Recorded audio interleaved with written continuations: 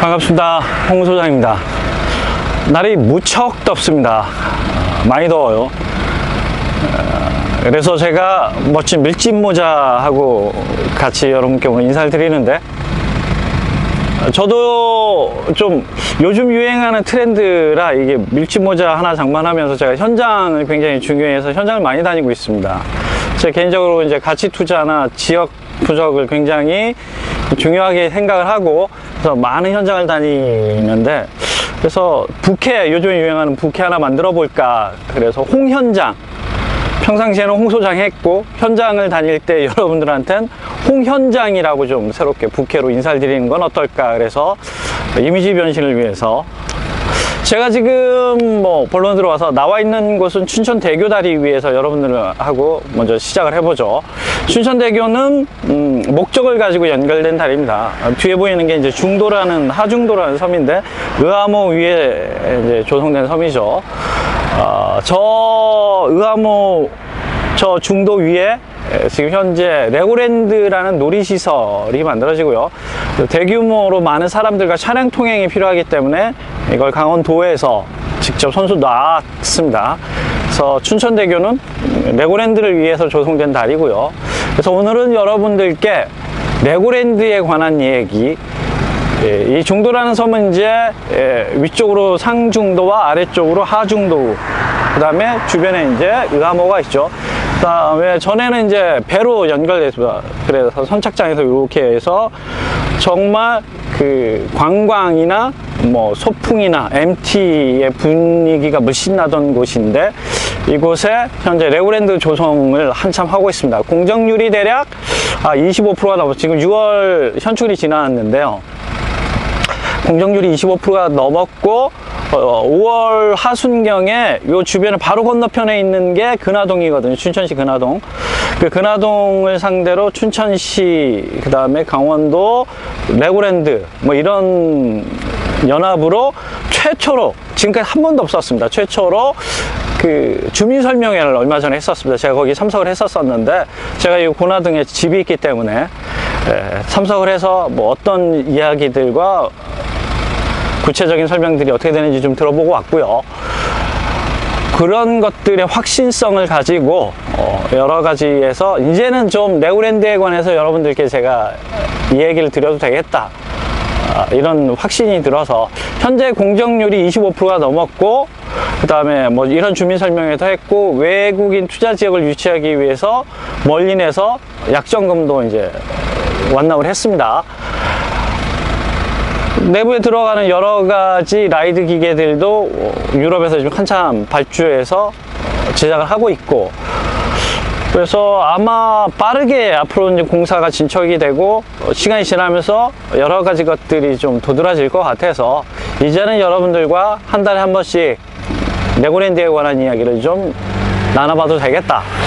그래서 오늘 그 처음의 시간으로 새로운 부캐 홍현장의 저기로 인사를 드리도록 하겠습니다. 그러면 저 멀리 보이시는 게 지금 레고랜드 공사 현장인데 잘 안 보이실 텐데, 그곳에서 여러분들에게 구체적으로 그동안의 이야기와 사소한 것들의 담화를 같이 한번 소소하게 나눠보시죠. 좀 이따 찾아뵙겠습니다.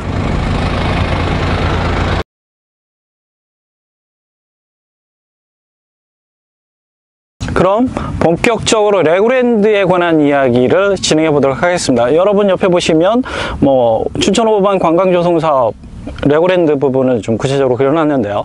제 뒤로 보이시는 것도 레고랜드의 지금 공사 현장입니다. 전체 공사 진척률은 아까 얘기해 드린 것처럼 25%가 넘고 있고요. 그래서 구체적으로 조금 4분의 1이 진척됐기 때문에 여러 가지 확신성이 들어서 이 자리에 서서 이제 매달 한 번씩 여러분들과 이야기를 나눠보도록 하겠습니다. 그래서 저는 그 현장을 찾아가는, 여름에 좀 밀짚 모자 쓰면서 덥습니다. 다양한 이야기들을 혹시 분석하고 싶으신 지역 올려주시면 제가 자세히, 제가 수많은 지역을 다니고 있습니다. 하루에 기본적으로 2, 3만 걸음을 걸으면서 현장 분석 수업을 하고 있기 때문에 그 현장을 통해서 느끼는 저만의 특징 노하우들을 캐치하고 그걸 수업을 통해서도 하고 여러분들한테 유튜브를 통해서 분석을 해드리도록 하겠습니다. 궁금하신 지역들 올려주시면 그런 부분들에 대해서 제가 자세히 분석도 해드리죠. 전국 어디든 좋습니다. 뭐 다 갈 수 있으니까. 자, 본래로 들어와서 레고랜드 얘기를 해보죠. 먼저 레고랜드를 하기 전에 레고랜드가 어떻게 진행이 됐고 레고랜드는 누가 추진이 되는지, 그 다음에 레고랜드를 통해서 얻을 수 있는 것들은 무엇인지, 뭐 이런 부분으로 나눠서 얘기를 드리도록 하겠습니다. 레고랜드는 그럼 누가 추진할까요? 첫 번째, 멀린 엔터테인먼트 회사에서 진행을 합니다. 멀린 엔터테인먼트는 세계적인 다국적 레저 그룹이죠. 뭐 디즈니하고 유니버셜과 쌍벽을 이루고 있는 회사입니다. 그래서 디즈니나 유니버셜은 복합형 레저 테마파크를 한다면 멀리는 키즈 테마파크로 그들의 틈새 시장과 차별화를 이루고 세계 9개 도시에 진출을 했습니다. 그래서 한국이 레고랜드 테마파크가 개장을 하면 10번째 별이 10개예요. 10번째입니다. 예를 들자면 이제 미국에 이어서 뉴욕에서 한국이라고 지금 예정돼 있고, 우리나라 다음에 지금 중국으로 2022년에, 우리나라가 지금 21년 7월로 예정이 돼 있고요. 가오픈 5월, 본준공 7월로 지금 예정이 짜져 있습니다. 그래서 올 하반기부터 구체적인 이벤트와 마케팅들이 대대적으로 진행될 걸로 저는 예상하고 있고 그렇게 알려져 있습니다. 그래서 여러분들이 보시는 건 좀 더 시간이 필요해 보이고요. 그래서 멀린에서 한다. 멀린은 어떤 회사냐? 세계의 2위의 테마파크 매출을 기록하고 있는 나라다. 본사가 영국에 있고요. 뭐 런던 아이 같은 것들, 밀랍 인형 같은 것들이 대표적이고, 한국에는 진출해 있을까요? 있습니다. 해운대 가면은 수족관이 있어요. 그게 멀린 겁니다. 그래서 진출한 지는 벌써 꽤 오랜 시간이 됐습니다. 10년이 넘은 걸로 알고 있고요. 그래서 그걸 교두보로 한국 시장을 빠르게 이제 확장하려고 다양한 걸 알아보고 있습니다. 그러면 멀린이 왜 한국의 춘천에 테마파크를 짓느냐, 뭐 이런 것들의 의구심도 생기실 겁니다. 이건 아마 유럽이나 미국 쪽에는 소득 수준이 높고 여가 시간이 많습니다. 그래서 놀이와 여행을 많이 하죠. 그래서 캠핑도 많이 가고 어떤 아이들을 위해서, 그 다음에 가족들이 즐길 수 있는 테마파크도 많이 가고요. 이게 소득 수준이 올라가고 근무 시간이 줄면, 우리나라는 이제 52시간제가 되지 않았습니까? 그러면서 그 나머지 시간들을 활용하기 위한 놀이시설의 매출이 증가하게 되는데, 시설 많이 이용하고, 그래서 이런 선진국에서 먼저 선점한 나라들이 아시아 시장을 GNP 소득 수준이 계속 올라가고 여가 시간들이 늘어나니까 빠르게 진출을 알아보려고, 그래서 일본 같은 경우는 먼저 진출해 있고, 우리나라도 이제 중국도, 동남아도 그렇게 순차적으로 시장의 문을 두들기고 있죠. 우리나라도 벌써 10년 전부터 문을 두들겼죠. 대표적으로 화성의 유니버셜 시티 10년간 지지부진하다가 신세계가 그 자리를 지금 이어받았고요. 그리고 뭐 영종도의 MGM 테마파크 얘기도 그래서 나온 겁니다. 이런 여가와 소득 수준에 따라서 테마파크가 블루오션의 시장으로 매출이 증대될 것 같으니까 우리나라도 그쯤에 맞춰서 알아보고 있다가 멀리 이제 전국적으로 여러 가지 수소문을 했죠. 그래서 구체적으로 진행된 게 2011년경에 이제 진행이 됐습니다. 강원도가 적극적으로 나섰죠. 왜?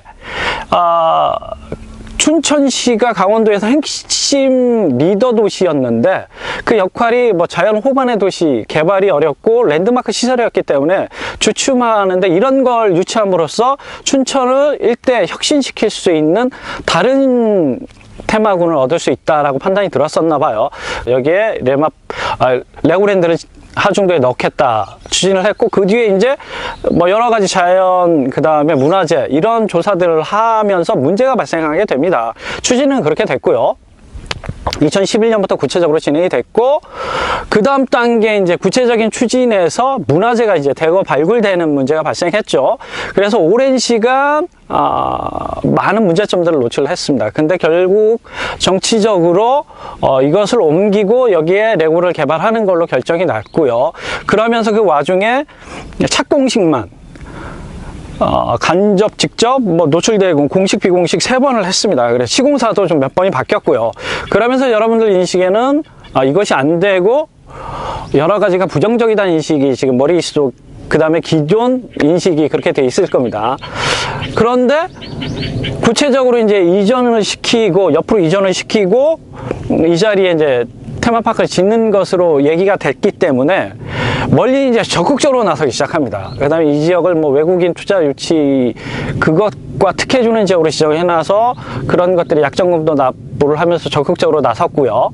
그리고 주체로 나서면서 현대를 시공사로 선정을 하면서 지금 이 공사가 진행되고 있는 게 현대입니다. 그래서 많은 부분들이 확실하게 멀리 나서면서 진척이 되고 있다, 이렇게 좀 강조드리고 싶습니다. 뭐 구체적인 것들을 그러면 어떻게 진행됐고 어떤 회사가 이걸 알아봤으면 레고랜드 시설에 관한 부분으로 좀 설명을 또 하나 드리죠. 레고랜드 부지만 85,000평, 약 85,000평 내외로 알려져 있습니다. 그 다음에 하중도 상중도 부지 전부 하면 한 30만 평 가까이 된다고 지금 알려져 있고요. 그래서 이것을 하나의 테마로 전체를 좀 변형시킬 것 같습니다. 현재의 모습에서 변하겠죠. 85,000평의 시설을 좀 알아보죠. 뭐 구체적으로 알아보면 일단 한 20-30개가 넘는 타는 놀이시설, 라이드 시설과 그 다음에 쇼 공연 시설, 이렇게 두 개 테마군으로 이루어지고요. 그 두 개 테마군과 또 복합형 리조트와 고급형 호텔도 같이 들어섭니다. 그래서 하중도 안에 이런 것들이 하나의 패키지화로 들어서죠. 그래서 1박 2일, 2박 3일 놀러와서 가족들이 같이 즐길 수 있게, 물론 단일 코스로도 충분히 가능하고요. 그래서 복합시설이 들어선다. 그러면 복합시설에는 어떤 것들이 들어서냐면 레고랜드 안에는 뭐 7개 클러스터와, 그러니까 간단하게 7개 테마로 아이들을 자극시키고 다양한 것들을 구성한다, 이렇게 알고 계시면 될 것 같습니다. 구체적인 것들은 좀 더 나오면 제가 한 달에 한 번씩 얘기 드린다 그랬으니까 이 자리에서 그건 설명해 드리도록 하고요. 7개 테마 시설과 한 30여 개 내외의 라이드 시설과 쇼 공연 시설들이 있기 때문에 아이들한테 상당히 즐겁고 재미있는 공간이 되겠죠. 거기에 이 자리에 있던 선사문화 유적지를 아래 공간으로 옮겨서 어떤 교육적인 목적, 체험적인 목적, 박물관, 체험 공간도 선사문화유적 공간으로 또 남게 됩니다. 그래서 이 공간 하중도가 전체 어떻게 구성이 되냐면 교육, 그 다음에 놀이 체험, 그리고 휴양, 이 세 개가 하나의 패키지로화 되기 때문에 여러분 잘 아실 거지만 여러 가지 상징성과 의미성이 있습니다. 그래서 이런 것들로 이루어지고 그렇게 구성이 될 것 같다, 여기 말씀드리고, 마지막으로 그러면 이것이 갖는 의미라든가 향후에 어떤 효과가 있을 것인가에 대한 부분을 좀 말씀드리고 싶습니다.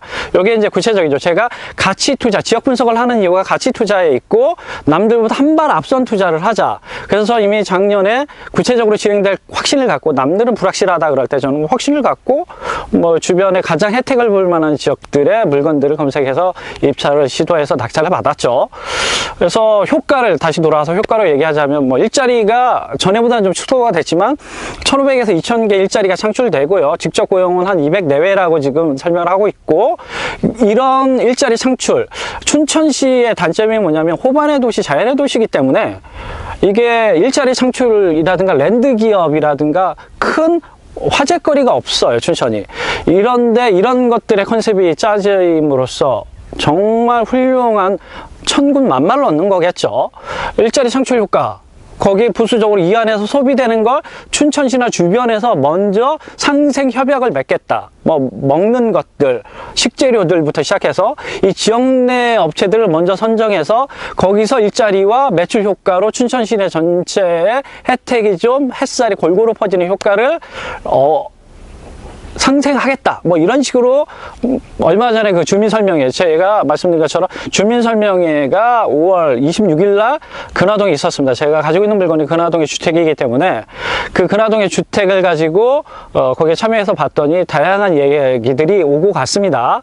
그걸 통해서 이제 얻는 정보 중에 하나가 이 상생의 저기를 얻겠다, 혜택이 지역 내에 돌아갈 수 있도록 다양한 것들 앞으로 좀 더 고민하고 발전시키겠다, 이런 얘기들이 오고 갔습니다. 뭐 기사를 검색해 보시면 알 거고요. 그런 효과들을 통해서 얻는 게 춘천시가 한 단계 더 도약할 수 있지 않느냐, 뭐 저는 개인적으로 그렇게 생각을 하고요. 그것뿐만 아니라 또 다른 효과들도 있겠죠. 춘천시가 이후에는 전국에서 유일한 레고시티, 키즈시티, 이걸로 컨셉을 잡아서 대대적으로 홍보를 하지 않을까. 당연하겠죠. 한국에서 세계 10번째 레고시티인 나라이기 때문에, 도시이기 때문에 아시겠지만 교육열, 그 다음에 아이들을 위해서 다양한 체험 엄청나지 않습니까? 그래서 레고시티가 아이들한테는 꿈의 놀이공간, 놀이동산이 될 수밖에 없습니다. 그 다음에 단순히 놀러만 오는 게 아니라 주변에 여러 가지 패키지들로 같이 어울려져 있기 때문에 아이들을 가진 집이라면 한 번쯤은 춘천을 와보고 싶어 할 겁니다. 1박 2일이던 당일이던. 그렇죠? 그럼으로써 춘천 시내에 미치는 영향이 막국수, 닭갈비, 그 다음에 춘천 시내 다른 지역에도 부수적으로 파생되는 효과들이 아무리 없다 그래도 기본적으로 지금보다는 많이 업그레이드 된다라고 저는 생각이 들어요. 이런 부분들에 춘천시에 미치는 햇살, 거기서 발생될 수 있는 선순환의 효과, 이런 것들을 눈여겨볼 필요가 있다라고 생각이 들어서 여러분들과 이 시간을 갖는 겁니다. 여러분들도 한 번쯤 고민을 해보시고 지역 분석을 해보시길 권해드리고요. 그러면 주변 공사 현장을 한번 보고 오늘 영상은 마무리하고 한 달 뒤에 다시 찾아뵙도록 하겠습니다. 감사합니다. 홍 현장이었습니다.